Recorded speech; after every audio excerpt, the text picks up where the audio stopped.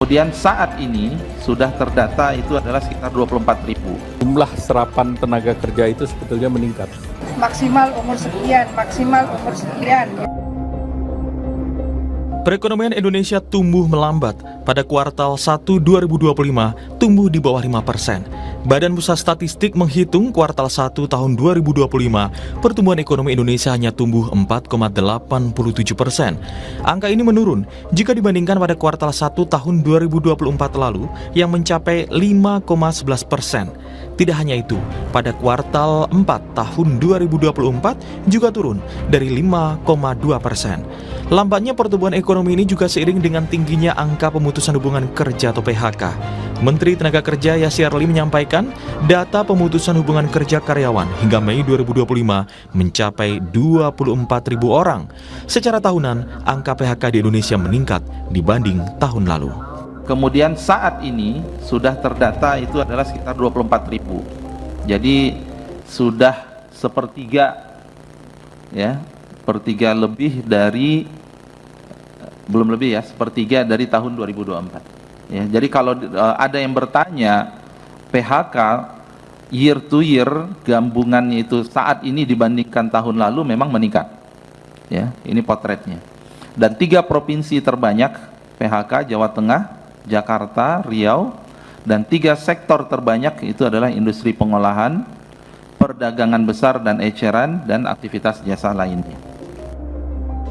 Masyarakat pun semakin susah mendapatkan pekerjaan. Hal ini terlihat dari padatnya pencari kerja yang mengantre di Job Fair Kemayoran, Jakarta Pusat. Mereka berburu pekerjaan di 40 perusahaan. Bukan tanpa alasan, Job Fair ini dilakukan untuk menekan angka pengangguran. Pasalnya, angka pengangguran Indonesia juga cukup tinggi.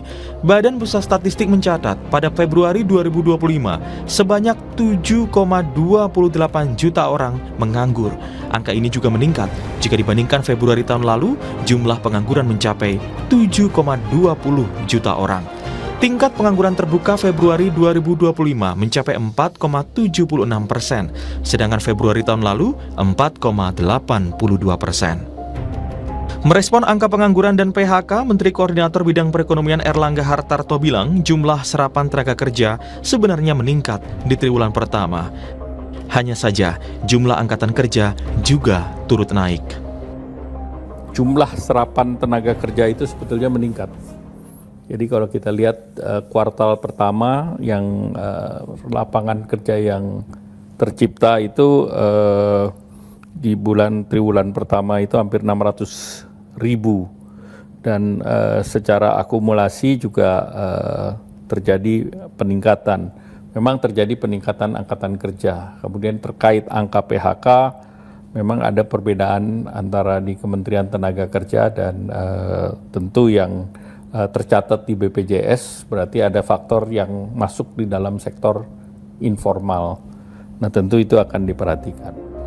Pemerintah pun berusaha memudahkan syarat mendapatkan pekerjaan. Salah satunya, Gubernur Jawa Timur Kofifa Indar Parawansa mengeluarkan surat edaran untuk pengusaha terkait larangan pembatasan usia bagi pelamar kerja.